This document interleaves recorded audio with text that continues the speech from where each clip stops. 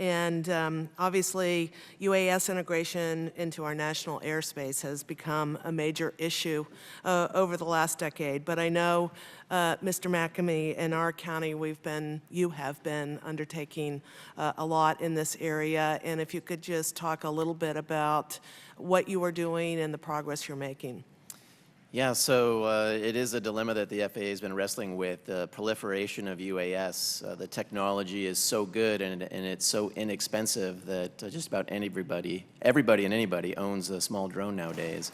And so the concern, of course, is operating those around airports, in particular for this panel here. And so the FAA has stood up what's called the Drone Advisory Committee.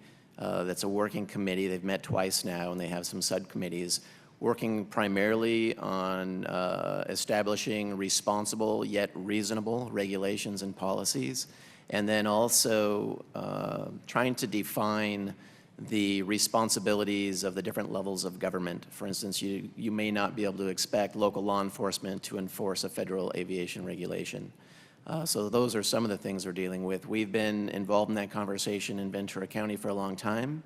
Our sheriff operates a UAS to supplement their other aviation assets.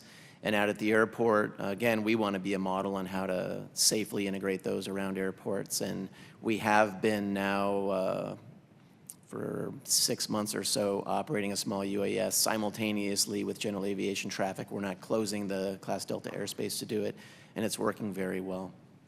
Is that with the county sheriffs, or? Oh, no, that's on behalf of the airport. We're using a small UAS now to increase our efficiencies on the ground in terms of facility inspection, perimeter security, wildlife monitoring, things like that.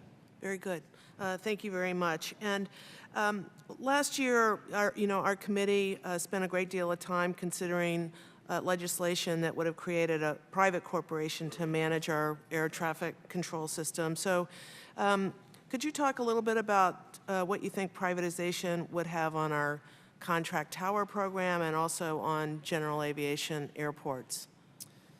Certainly there's a concern for small airports. The concern would be that if it's a government corporation, that there may be profit motive, and that smaller airports might be in jeopardy, particularly their towers. Representation on the board, making sure that an airport has a seat on the board.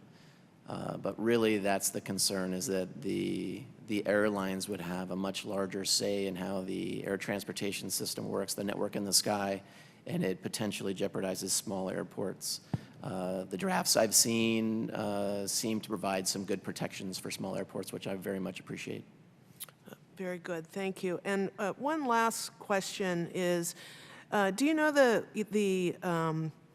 average pilot pay for regional airline pilots nationwide and locally? Do you believe that paying entry-level pilots more would or could mitigate the pilot shortage? It will certainly help. I think what you've found, and this is what we've experienced at Oxnard Airport, and it was mentioned by one of my colleagues, but a reduction in fleet at the regional size aircraft, and then workforce development to generate the number of pilots that we need going into the future. You have a large wave of retirements coming based on that mandatory 65-year or age retirement for pilots.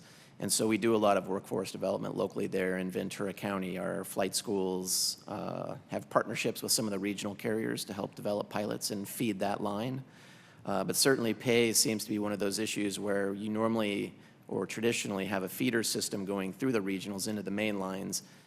Pilots that now qualify to fly for either tend to jump that regional feeder and go right to the main lines because they can be paid more there. Any other solutions that you have for?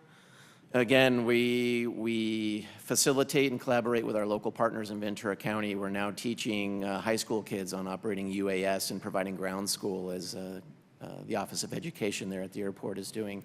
So workforce development efforts to try and increase that number of pilots for the future of aviation is something that we hold dear to our heart.